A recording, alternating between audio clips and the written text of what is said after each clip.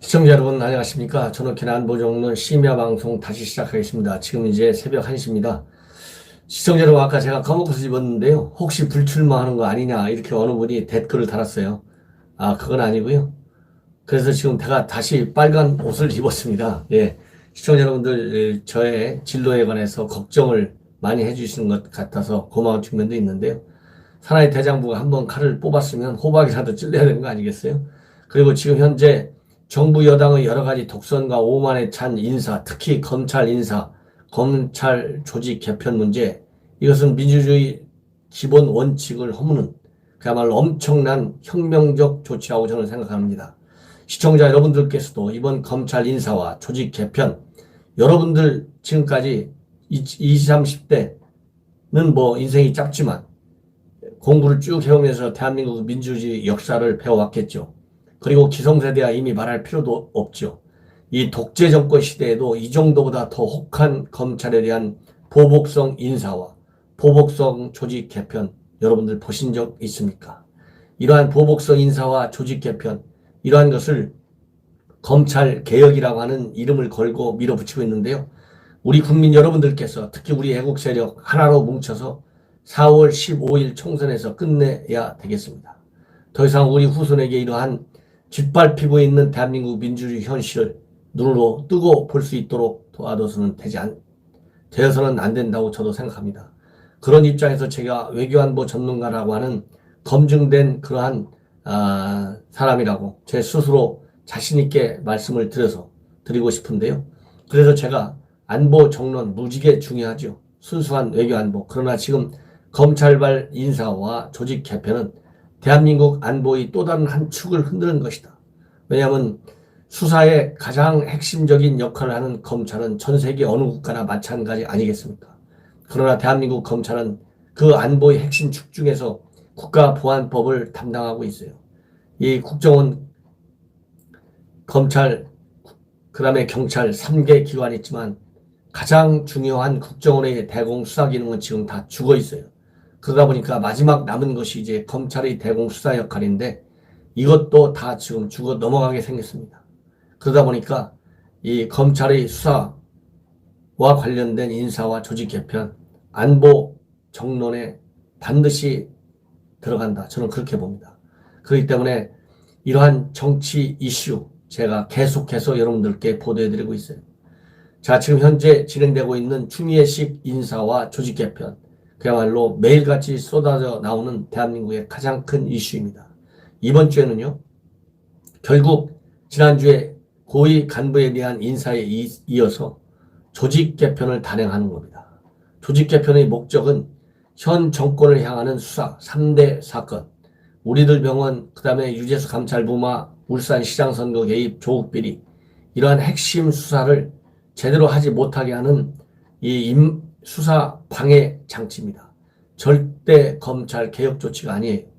수사를 못하도록 하기 위해서 아예 직제를 개편해가지고 지금 현재 수사를 담당하고 있는 특수부, 옛날 특수부고 지금은 반부패 수사부와 같은 직접 수사부서, 직접 인지해서 검찰의 자체 정보를 통해서 인지해서 착수하는 수사를 못하게 막아버리는 거예요. 그래서 이미 조국 때 전국에 있는 45개 직접 수사부서를 부서 가운데서 41곳을 폐지하기로 방침을 정했어요. 그리고 조국 장관의 가족비리를 수사 중인 서울중앙지검 반부패 수사부도 현행 4개인데 2개로 줄일 계획으로 있습니다. 다른 많은 공정거래조사부, 조세범죄조사부, 그 다음에 여러 가지 새로운 독립, 외사부, 강력부, 금융조사부 이런 게 있는데 싹 다 모조리 없애버려요. 이러한 조직 개편 단행을 서두르고 있습니다. 이름으로써 아까 말씀드린 대로 현 정권을 향하는 직접 수사 파트를 없애가지고 수사를 더 이상 못하게 하는 측면도 있고요. 다른 하나는 고위 간부 인사에 이어서 곧 있게 될 설 연휴 전후에 있게 될 중간 간부급 인사를 하다 보니까 이렇게 이 간부들 인사 보직 기간이 최소 1년으로 못 박아놨어요. 1년으로 못 박아놓은 이 규정을 위반하는 인사를 할 수밖에 없는데 직제를 개편해 가지고 보직할 보직이 없어지면, 현재 자기 자리가 없어지면 이 1년으로 한다는, 최소한 1년으로 한다는 인사 규정을 깨는 거 아니지 않습니까? 이런 꼼수를 쓰다 보니까 조직 개편을 서두르고 있는 거예요. 얼마나 심각한 문제인가 여러분들이 충분히 아실 겁니다. 그래서요, 이 직제 개편 두 개를 하고 있는데, 하나는 검찰청 사무기구에 관한 규정을 개정할 예정으로 있어요. 이것은 국무회의만 통과하면 바로 시행이 됩니다. 국회까지 갈 필요가 없는 임의로 할 수 있는 그러한 규정이에요. 그래서 이 직제 개편을 위해서 이 검찰청 사무기구 규정을 개정할 예정으로 있고, 또 하나 개정하고 있는 것이 검찰 사무보고규칙 개정도 할 예정으로 있어요. 검찰 보고규칙은 그야말로 법무부령이기 때문에 추미애 장관 멋대로 얼마든지 고칠 수 있어요. 이것을 고쳐야만이 검찰총장이 주요 사안마다 단계별로 법무장관에게 사전 보고하도록 의무화되어 있습니다. 자, 이렇게 꼼수를 써서 그야말로 대한민국이라는 국가가, 대한민국의 검찰이라는 행정기구가 제대로 정상적으로 발전할 수 있도록 검찰 개혁을 하는 것이 아니고, 현 정권을 향하는 수사를 못하게 하고 인사 꼼수의 합법성을 부여하기 위한 이러한 법무부의 개정 노력, 여러분들 어떻게 보십니까? 이런 것도 전부 다 이번 총선을 통해서 전부 심판을 받아야 됩니다. 지금 현재로 나가면요, 이번 검찰의 인사와 직제 개편안이 총선에서 이 현 정권의 무능과 그야말로 무책임, 이런 것만 심판하는 것이 아니라 독재 성향의 국정 운영도 심판대에 올라가게 됩니다. 여러분들, 그래서 제가 이 방송을 통해서, 이 심야 방송을 통해서 제가 낮에는 시간이 없기 때문에 여러분들과 공유하고 싶은 마음입니다. 그래서 이렇게 직제 개편을 단행하고 이어서 바로 인사를 하는 거예요. 이번 인사에서 가장 핵심적인 인사 내용이 바로 서울중앙지검의 차장검사 3명입니다. 교체대상 1순위로 거론되고 있어요. 우리들 병원의 1,400원 특혜대출 의혹 신자용 1차장, 그 다음에 울산 선거개 의혹 신봉수 2차장, 그 다음에 조국 가족비리 송경호 3차장, 이런 사람들이 윤석열 총장의 최측근들인데 모조리 다 교체 대상으로 현재 거론되고 있고요. 그 다음에 유재수 감찰 중단 의혹 사건 수사하는 홍승욱 서울 동부지검 차장도 교체 대상으로 거론되고 있어요. 그 밑에 팀장 역할을 하는 부장검사들 역시 다 검토 대상으로, 교체 대상으로 거론되고 있습니다.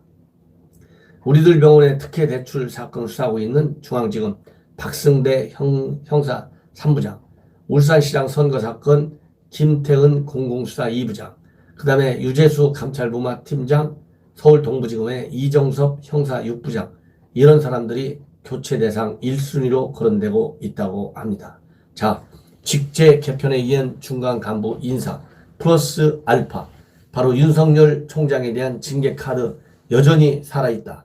여러분들 잘 아실 겁니다. 왜냐하면 이거에 관해서는 이낙연 총리도, 이해찬 대표도 검찰학명 그냥 넘길 수 없다. 그리고 이낙연 총리는 아예 지시했어요. 이번 일에 필요한 대응을 하고 실행하라, 이렇게 지시했습니다. 이 정도가 되면 여러분들 얼마나 조직적으로 그리고 체계적으로 꼼수를 써서 머리를요, 국가 발전을 위해서, 그야말로 검찰의 수사 능력 향상을 위해서 제대로 쓰지 않고 이 머리를 꼼수로 짜기만 하고 있어요. 그럼으로써 이 현 정권에 대한 수사팀 해체를 완전히 쐐기를 박는 그런 조직 개편을 단행하고 있다. 이렇게 지금 말씀을 드리고 싶고요. 이러다 보니까 이런 윤석열 3개 비리 수사팀을 해체하지 말라는 청원이 6일 만에 12만 명에 넘고 있습니다. 이렇게 청원하는 실은 청원 숫자가 이만큼 늘어나고 있는데도 불구하고 현 문재인 정부는 그야말로 청원 같은 거 전혀 무시하고 계속 쐐기를 받고 있어요. 이러다 보니까 현직 부장판사, 이 현직 부장판사는요, 성향이 보수 성향이 아니고 진보 성향인 국제인권법 소속 부장판사입니다. 이 부장판사가 고민을 한 끝에 페북에 글을 올렸다. 그래가지고 썼는데 그 핵심은 추미애의 검찰 인사는 헌법 정신의 정면으로 배치된다. 매우 심각하다. 이런 결론을 내렸습니다.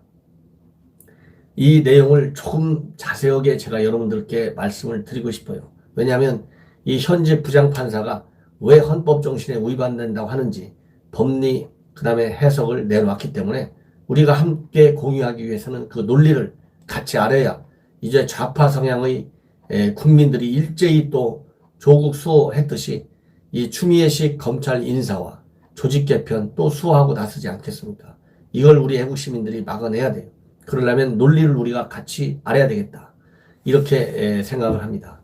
대한민국 헌법 정신 정면 배치 여러 가지 정파에 의해서 의견이 엇갈리고 있지만 정치적 방향성에 대한 국민적 선택에 의해 결정될 사항은 아니라고 생각한다. 이번 인사를 두고요. 이것은 온전히 헌법이 규정한 법치주의 문제다. 국민의 선택에 의해 정권을 획득한 정치 권력이 어떤 시점에서 그 힘이 강하더라도 대한민국의 헌법 정신과 헌법 질서에 의하여 반드시 준수돼야 할 법적인 규범이 존재한다.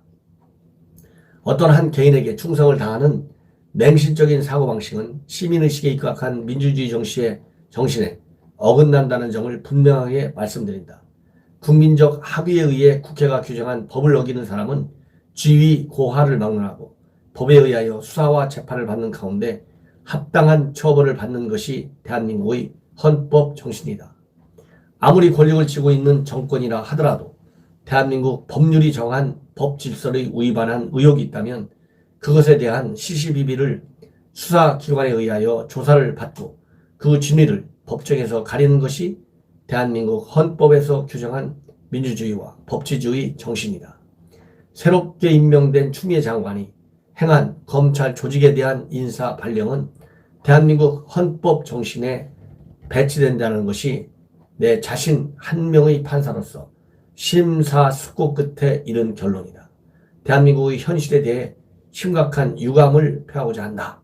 이렇게 페북에 11일 날 글을 올렸어요. 그야말로 심각한 고민 끝에 내린 결론이라고 합니다. 그러면 이 김 부장판사는 어떤 사람이냐?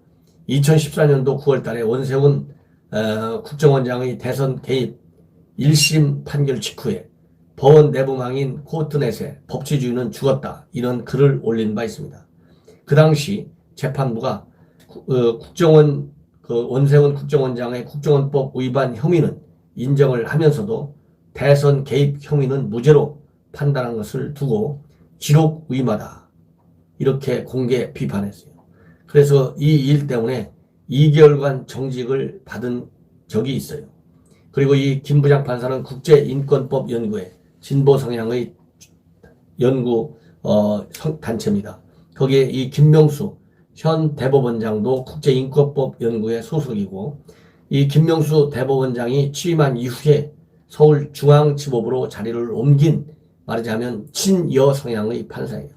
자기네 식구끼리가 보기에도 너무 민망할 정도로 불법을 한 인사라는 것이죠. 그것만이 아닙니다. 여러분들 잘 아시다시피 공직선거법, 그 다음에 공수처법을 통과시킨 괴물협의체가 있어요. 4+1 협의체.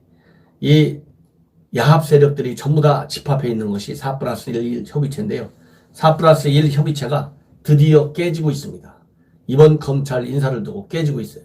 그래서 범여권에 대한 비판 대열, 우리 자유한국당이 앞장서고 있죠. 굉장히 외롭게 우리 자유한국당이 투쟁하고 있어요. 여기에서 자기들끼리라도 아무리 생각해봐도 이번 인사, 보복성 인사, 검찰개혁, 수사를 막는 개혁, 여기에 공감대가 형성되고 있는 것 같아요. 그래서 이 얘기를 또 전해드리지 않을 수가 없습니다. 예. 이번 인사와 관련해 가지고 우선 바른미래당 뭐라고까지 얘기했느냐? 검찰 인사에 대한 법무부만 비판한 것이 아니고 청와대까지 타격을 하고 있습니다. 송현애 부대변인이 한 얘기인데요. 문재인 정부의 고질병인 내 편이 아니면 적폐 언제까지 이어질 것인가? 티나는 보복성 인사와 권력을 사유한 모습은 조국 사태의 시즌2다.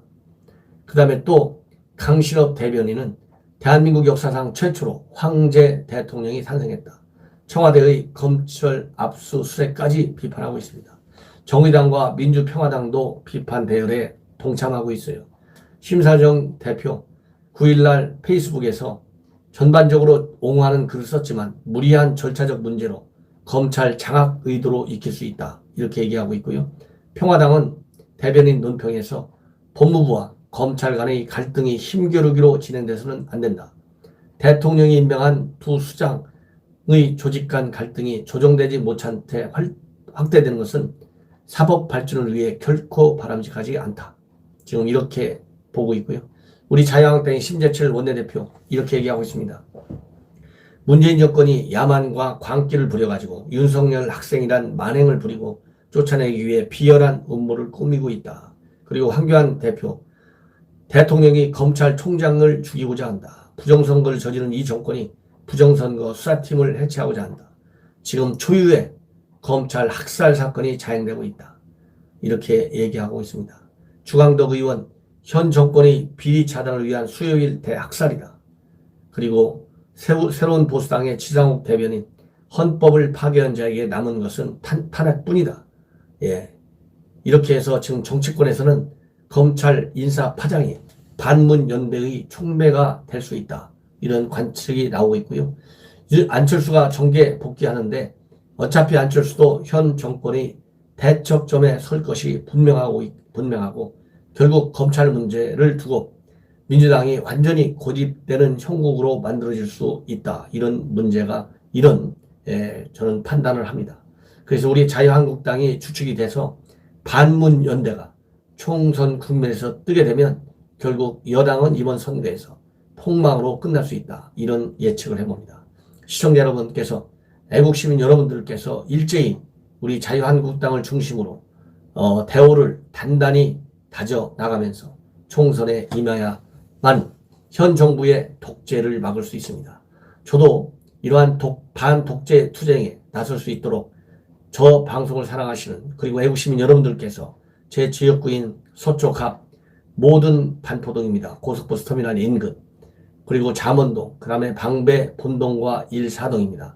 내방역과 방배역까지가요, 제 선구구입니다. 그래서 시청자 여러분들께서 제 지역구에 지인분들이 계시면 저를 여러분들께서 1년여 이상 지켜와 보셨기 때문에 전옥현이가 과연 현 정권 반독재 투쟁의 일선에서 역할을 할 수 있는 사람인지 못한 사람인지 충분히 판단할 수 있으리라 믿습니다.